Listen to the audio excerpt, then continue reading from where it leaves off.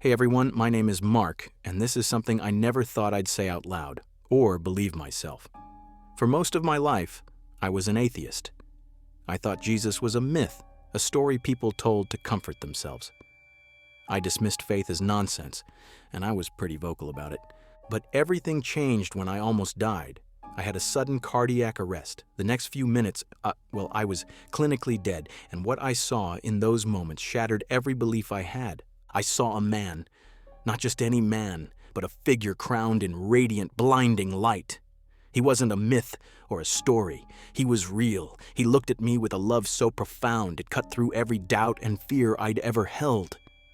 This crowned man, Jesus, spoke without words and filled me with a truth I couldn't deny. I know it sounds crazy, but I'm telling you what I experienced. It was overwhelming, terrifying, and beautiful all at once. The vision was unlike anything I ever expected, and it shook me to my core. In the coming parts, I want to share every detail, the emotions, the revelations, the transformation I went through. This isn't just my story. It's a message for anyone who's ever doubted, questioned, or turned away. Picking up from where I left off, the moment I saw that crowned man of light was beyond anything I can describe with words. It wasn't just the brightness or the glory. It was the overwhelming sense of peace and authority he carried. I didn't hear spoken words at first, but somehow I understood everything. It was like his presence alone was teaching me truths I'd never grasped before, and I realized this figure was Jesus, the real Jesus, not the idea I had dismissed for years. His crown wasn't a symbol of earthly kingship, but divine authority and eternal power. He looked at me with eyes full of compassion and sorrow, as if he had been waiting for me to see the truth all along. In that moment, all my doubts, my arguments, my pride, all of it felt so small. I was confronted with the undeniable reality of his existence and love. It was humbling, shocking, and deeply moving. Jesus showed me flashes of my life. Times I rejected faith, mocked believers, and hardened my heart. Yet, despite all that, he was patient and merciful, offering me a chance to change. He revealed the gravity of turning away from him, but also the boundless mercy available if I chose to return. The vision wasn't about condemnation, it was about awakening. I felt tears streaming down my face, a mixture of remorse, awe, and hope flooding my soul. This wasn't just a near-death experience, it was a spiritual reckoning. That moment set the course for everything that followed.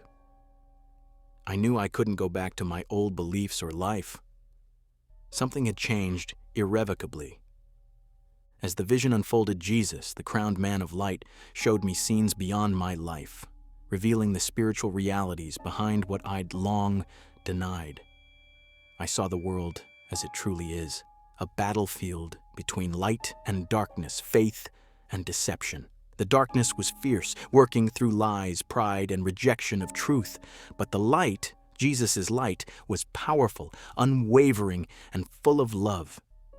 He revealed to me the depth of the spiritual consequences of disbelief and rejection, but also the infinite mercy waiting for those who turn to him. I understood that faith isn't blind acceptance, but a transformative relationship.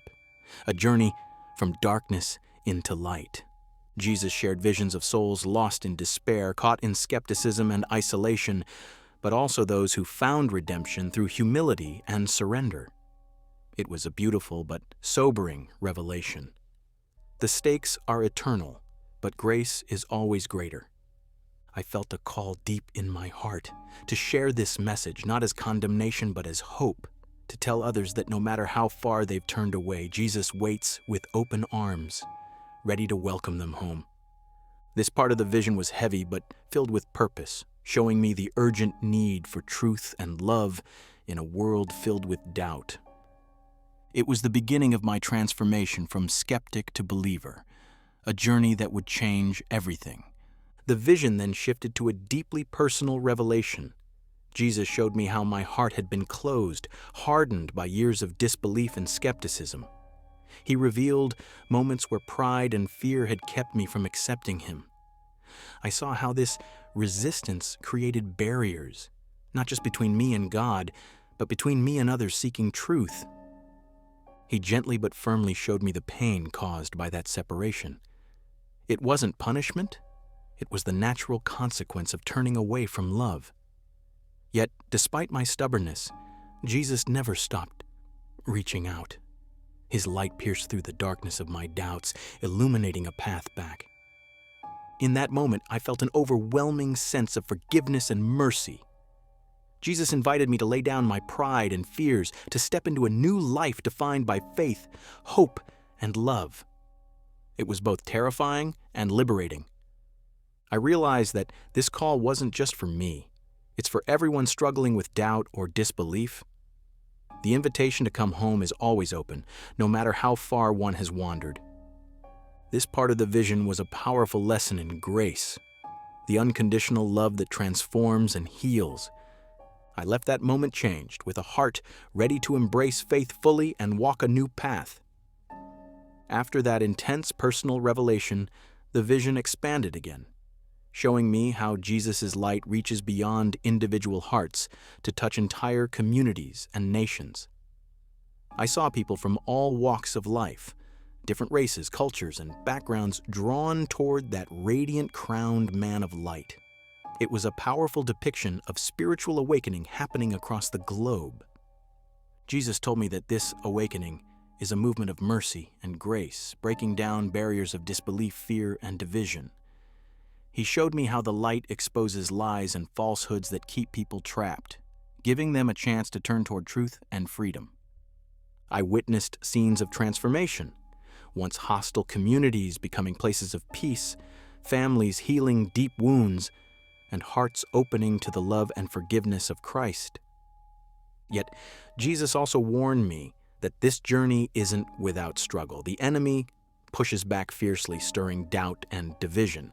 But those anchored in faith, those willing to surrender and trust, will persevere.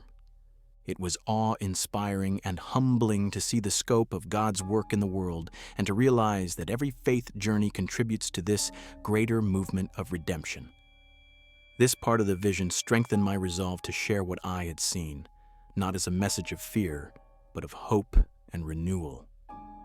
In this segment of the vision, Jesus revealed to me the immense power of forgiveness, not just as a personal act, but as a catalyst for spiritual renewal and unity.